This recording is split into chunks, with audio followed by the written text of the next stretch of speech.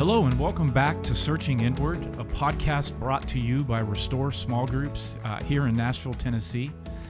Hope inspires the good to reveal itself in our lives and to help us see more clearly and be more fully alive. And today's episode is entitled, Our Expectations Shape Our Outcome.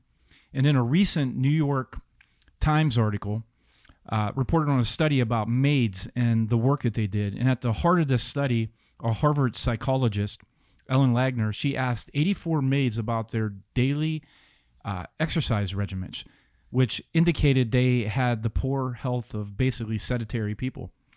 But they took half the maids and they were given information about their work being exercise. So they didn't see their work as something that could be used as exercise. And they gave them some examples. It's like 15 minutes of scrubbing burns 60 calories. 15 minutes of vacuuming burns 50 calories. And a month later, listen to this, half of the maids had lost 2 pounds, dropped their blood pressure by 10 points. Why? Because they only changed their mindset and not their behavior.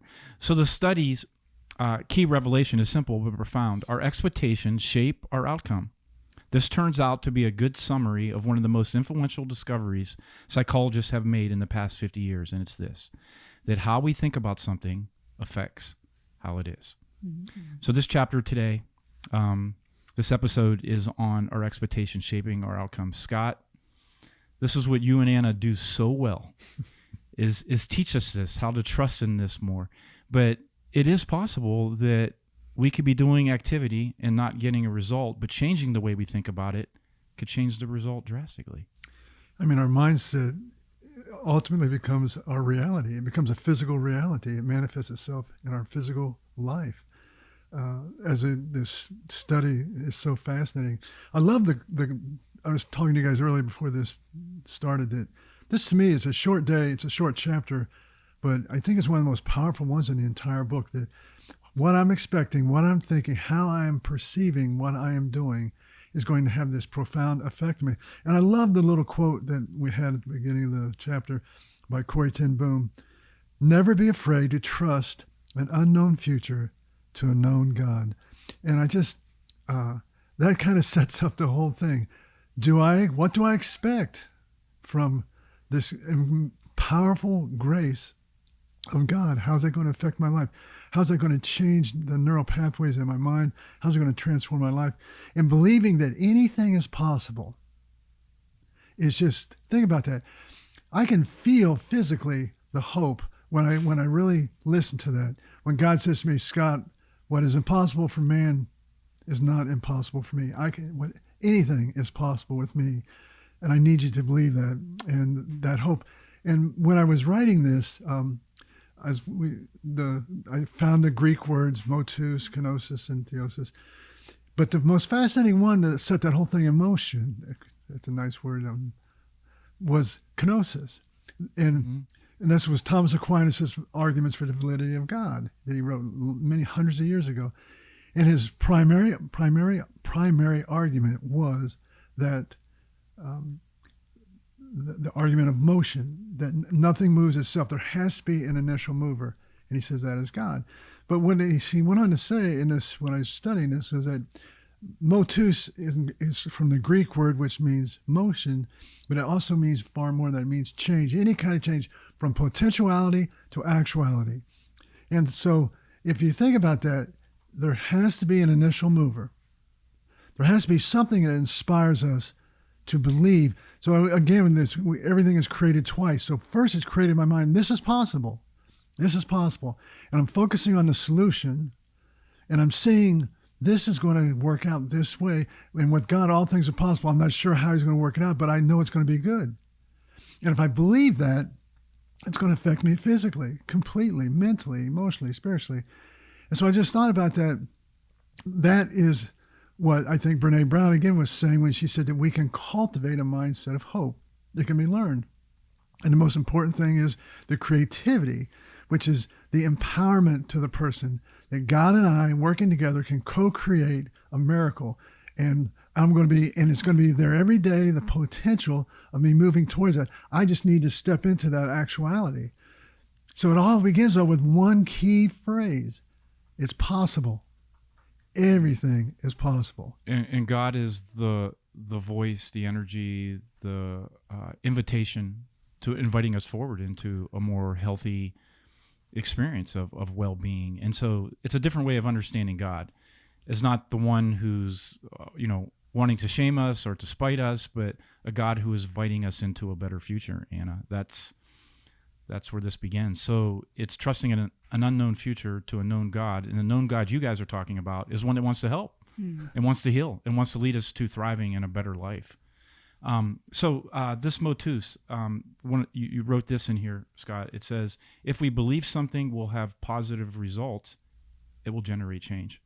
Yes. So that's where it starts, Anna, doesn't it? It's like really believing, as Scott just said, that we can change. Right. Believing in the mindset of possibility, and that, our current reality is not going to be our permanent reality, that, change and hope is possible. And I think a big factor in that, and being able to begin to think in that direction, just like that quote said, trusting an unknown future to a known God. I think the big part of that equation is knowing God, seeking to know God, seeking for just that communication between yourself and Him. Like not just accepting maybe what we see with our eyes as the ultimate reality, but really being willing to dig deep and search inward and also upward, if that makes sense. And that's part of what God does really well, is help us see that more clearly. Yeah. Yeah, I really think it goes back to the first book, Journey to Freedom, when I wrote on Prochaska's model of change. And when he was predicting, that was so fascinating to me, that 85% of the population are in contemplation, where they're aware that they need changes in their life. They're aware that they need to be moving in a new direction, but they don't. They remain stuck. They remain frozen. And so I was like, well, what's the catalyst for change here? And Prochaska makes this one statement, and I think it really supports this here. He says, what finally moves a person out of contemplation to where they move towards taking action with God to truly change their lives is when they focus more on the solution than on the problem. And so that's a whole different mindset that now is going on in my mind, that I'm taking action. I'm moving towards change. I'm a part of this equation from potentiality to actuality. And with God, all things are possible. And He knows the plans He has for me, and they're good. And so what that means for me, George and Anna, is that even if I'm in a very tough place, I know that it's temporary, but it's actually being used to the benefit to move me towards where I want to be, where God's taking me. That means there's a meaning and purpose in this struggle, in this suffering that I'm doing right now. And it goes back to that verse in Romans, that rejoice in your afflictions and your trials. It produces endurance or patience, and patience creates this proven character, and proven character leads to a confident hope. It's a paradigm shift, honestly, from a negative outlook to a positive outlook. Like, if you're focusing more on the problem, that's negativity. But when you begin to work towards what might the solution be, that's a positive mindset. That's a growth mindset. And without a growth mindset, transformation is not possible. And in this chapter, Scott, you wrote, thoughts of growth generate healthier, confident minds. The way to know when we've experienced a paradigm shift and entered a new mindset is when we allow ourselves room to learn and grow. And that's what it's all about. Well, when I hear the word patience, that's, be still, be patient, wait on God. That means I'm in a developmental phase, and that's, we all have to go through that. But if I, like Anna said, if I have the mindset of this is hopeless, the cynicism of shame is how I look at it. And then, or I'm just extrinsically motivated. I'm in trouble. I got to do this, but it's all going to be for naught. I'm going to go back to what I was doing before. Nobody's going to stick with me. And that creates a mindset. If I look at my circumstances and I don't see any way out, and I doubt, and I'm struggling with that, And I don't believe in myself. And worse than that, I have this shame where I believe that God's grace somehow is not for me, that what I have done is outside the boundaries of even God's grace. But if I believe that it doesn't matter what I've done, where I've been, what I've struggled with, mistakes I've made, weaknesses I have, here's a God that's all powerful saying, I got you. We're going to do this together, but I need you to show up every day. And we're going to get through this. And it's going to be hard, but boy, what's waiting for you is so magnificent and so much greater than anything you've had before. And it doesn't matter how old you are, how flawed you are, how many mistakes you've had.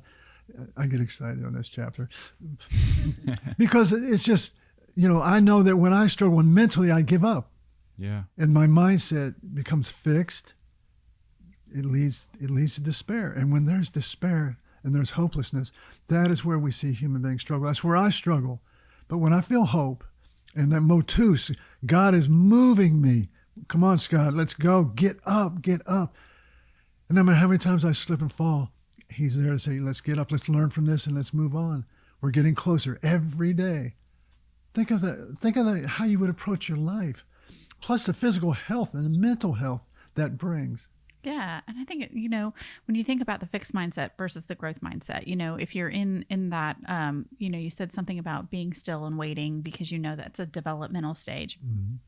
And sometimes if you're stuck in a fixed mindset in that developmental stage, you might tend to look at it negatively. But if you're looking at it from a more positive growth mindset and you're focusing on the solution, you realize okay, the solution, you can't necessarily make something grow, right? Like growth doesn't require effort, like on the part of a plant. If you think about, you plant a seed, you can't make that seed grow. You can cultivate, you can give it the right conditions, you can give it water and sunlight, but there is nothing you can do to make a plant grow. You can co-create and cultivate that with God, but ultimately you've just got to look at it as this is a process. I'm going to position myself to do the right things and be in the right place, but you have to leave the results up to him. And that's also very freeing to know that it doesn't all rest on your shoulders. You have got an advocate and a champion in your corner that is so much more capable than we are in our own limited selves, and to trust the process, that something good is coming out of that. That is such a freeing place to be. Well, that's so good. A growth mindset changes the rules of engagement. Mm-hmm. So is that the first rule of engagement that needs to be changed, is believing that you can, and that it's probably a process and it's gonna take some time, but you're getting help. What is the first rule of engagement? Believing change is possible. Believing change is possible. Absolutely. Mm-hmm. And believe it and believe it and believe it. I like that one little word. It's a powerful word on page 22. I'm like the read. Yeah, if you were reading this book, but I said that if we believe something will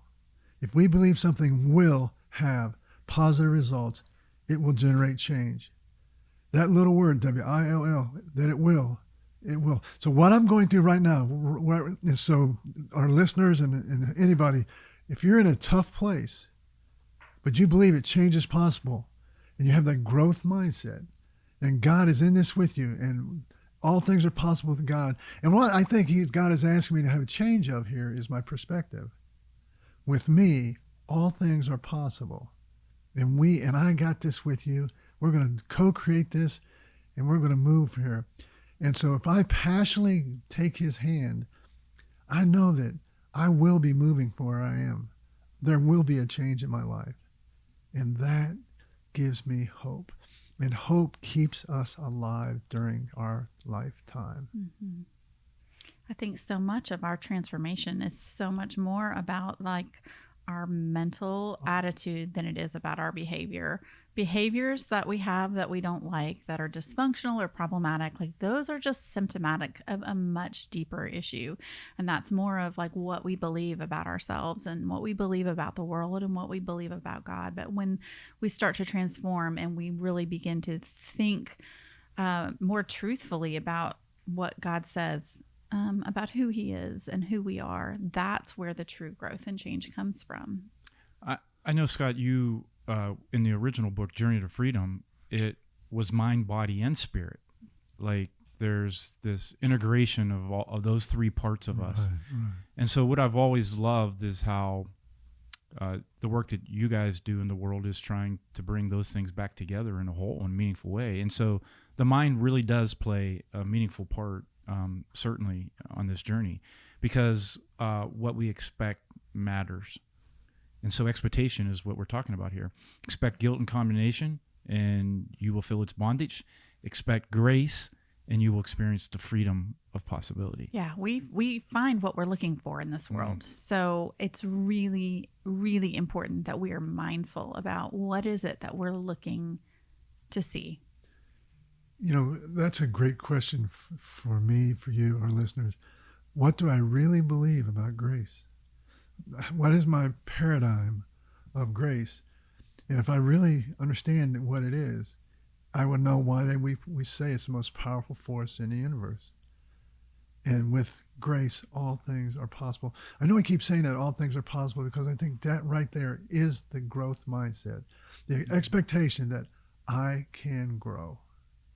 And that is possible. That is reality. Even though my circumstances may not be able to be changed, I can change. And with God's help, I can grow beyond what my circumstances are. And that... Right. Our circumstances don't have to limit our reality. Exactly. Mm-hmm. You know, and I mean, the reality is, you know, I'm getting older, and diminishment is going to be a part of that. And it's inevitable. It's a law, a physical law. It can't go beyond it. But as Paul said, inwardly, I'm growing up to the last breath, spiritually. And then I believe we move on then, and that growth continues. It's and everything in the universe is expanding.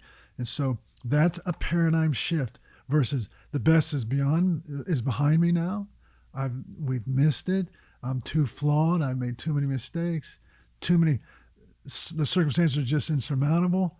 Those are all like forms of mindset. And so our expectations really do set this whole process in motion. And that to me is so misunderstood by people, that mental outlook sets up this whole change possibility. That is wonderful.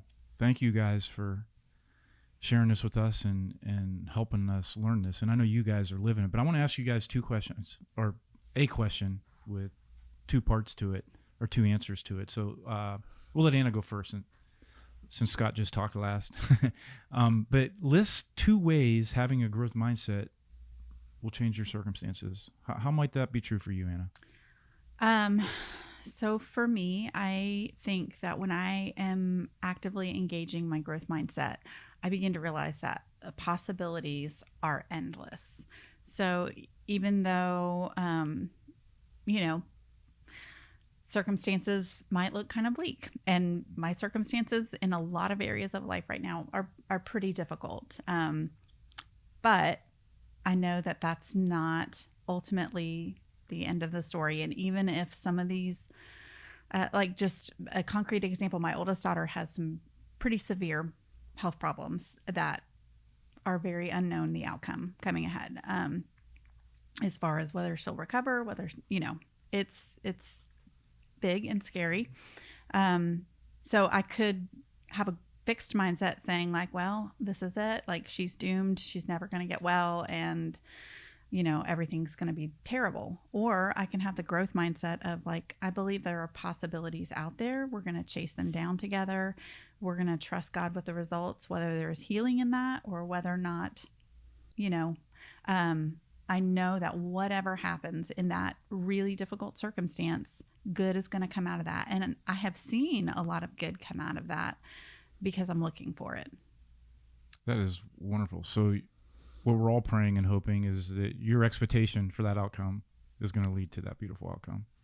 Scott, how about you? What list 2 ways that having a growth mindset changes your circumstances? Well, I just kind of blended it all together. Okay, to all right, one that's answer. fine.